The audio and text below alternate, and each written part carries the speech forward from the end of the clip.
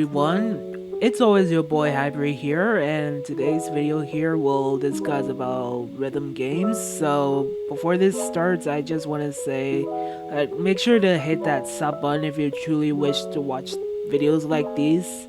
So anyways, without wasting energy here, let's get this over with, shall we? First up, we've got a Dance of Fire and Ice here.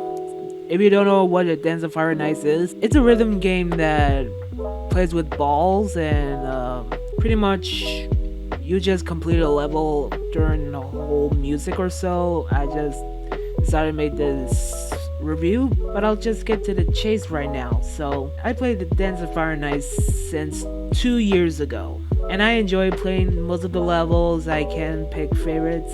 It's like you play the game either with a keyboard or the controller. And I see a lot of people playing Dance of Fire and Ice. Like me, I watched countless of videos since 2022. I can hear people speaking Japanese or Chinese in order for the game to be played or not. I mean, what other kind of languages do we have? Oh, just to let you all know, I make Dance of Fire and Ice custom levels, so you should check out my Dance of Fire and Ice YouTube channel. I'll put it down in the description so you can see my whole custom levels and why they're made. And yeah, that's about it. So let's just move on to the next game, shall we? Oh boy, we have Rythtm Doctor. Rythtm Doctor is like, that was before Dance of Fire and Ice was released. So it's like you control a player's health and not breaking a single heart when you press any button on your keyboard. Overall, it's a pretty good game. I also make custom levels, so you should check them out on my gaming channel. Next up, we have Geometry Dash. When I was a little kid, I played Geometry Dash a lot. I played one of the levels, but suddenly kept failing at the end, so I decided to retry and do it all over and over again. Hell, even custom levels are there, so make sure to check them out if you just bought Geometry Dash. I think I like that game overall. Hell, if you truly wish to complete a demon level which is extremely hardcore, and what I mean hardcore is, on a demon difficulty, you might be able to, like, you know, just trying and trying if you just fail all day. Next up, we have the Just Shapes and Beats here. If you don't know what Just Shapes and Beats is, it's like a rhythm game that, like a shape, square, triangle, or whatever. And to avoid obstacles, bombs, or whatever the fuck am I trying to say, you must move around.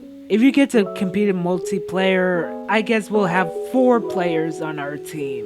But we can only have 3 songs, the normal ones and the boss ones. So this game is a banger. I think you should all check it out and buy that game if you truly wish to. So overall, I like that game. Players versus bosses. Next up, we have Mustache, bro. If you don't know what Mustache is, it's like where you play female characters. I played this game for such a long time and I enjoyed it, so I don't see why they don't have male characters. Overall, a fun game for such a good old reason. Next up, we have the world's greatest VR game of all time, Beat Saber. Now there are a lot of people familiar with Beat Saber in the first place. It's where you can play OSTs, extras, Camellia, and the music packs. But here's the thing, you can also play custom songs, like modding the game in order to get custom song, or simply get custom songs without modding. This is only for the Steam version, because when you bought Beat Saber on Steam and you tried to download and install it, you're gonna have to go to your Beat Saber folder and find the custom songs folder. Also, there's multiplayer, so if you want to compete with friends, be someone's guest. Or if you just want to play custom songs on multiplayer, yes, you do have to mod. But the unfortunate news is that you can mod Beat Saber on PlayStation. You're just gonna stuck with OSTs, extras, Camellia, and the music packs forever. Next up, we have Project Rythtm. Similar to Just Shapes and Beats, you can make custom levels, unlike Just Shapes and Beats level editor, because it was taken off for a reason. Now, naturally, with me playing Just Shapes and Beats all day instead of Project Rythtm, I think it's a great game overall. Next up we have Super Hexagon. By the fact that they only have 6 levels, it's still worth playing eventually. No custom levels, no mods, sadly. And the difficulties seem like they're the hardest ones yet.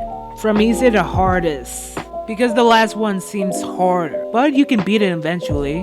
Next up we have Open Hexagon, which was after Super Hexagon was released. Now that's something that you should definitely do.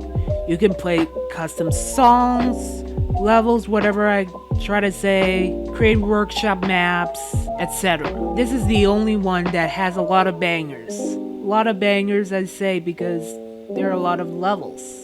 Next up we have Spin Rhythm XD. Yeah, by the time of this video thing what Spin Rhythm XD is, I'm just gonna say it.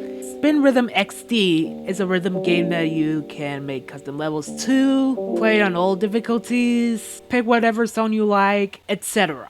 So I bought Spin Rhythm XD on Steam, which was on New Year's Eve, which is the last year of 2024. And I love it so much I couldn't stop playing it for a decade.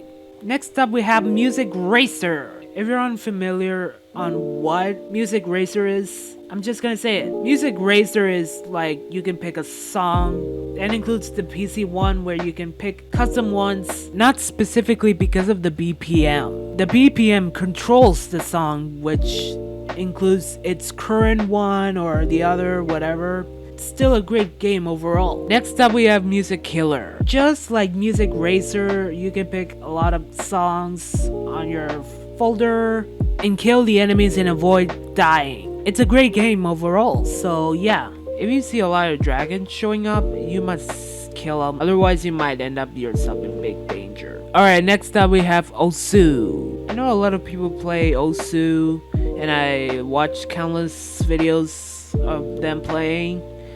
But here's the thing, I tried this game, which unfortunately I couldn't do the whole song or whatever. In fact, this is the game that I always wanted to try, so great game overall. And lastly we have Rythtm Heaven. I know this is like for Nintendo and stuff, but in order to get it on PC you have to do a very long digging. There's something called Heaven Studio to make your own Rythtm Heaven levels. It's still worth playing overall. And that's my rhythm game review. Now you may be like, hi Bree, you didn't rank Everhood or Friday Night Funkin'. And that's because first of all, Everhood unfortunately is not a rhythm game, just like Undertale and also Deltarune for sure. And second, Friday Night Funkin' seems to be the worst game ever. But only if you're gonna be such assholes, I'm gonna give you a short rank. Yeah, many people think that Everhood is a rhythm game when clearly it isn't. But here's something called Everhood Custom Battles, in order to make it look like it's a rhythm game or something. And Friday Night Funkin' seems to be the worst game that I've ever seen. You have to use the arrows to hit the nose, and that's not very good. And that's it. Y'all happy now? Anyways, that's all for this video. See y'all in a birthday special. Make sure to subscribe and turn on the notification bell for more content like that. So anyways, have a nice day. Yeah!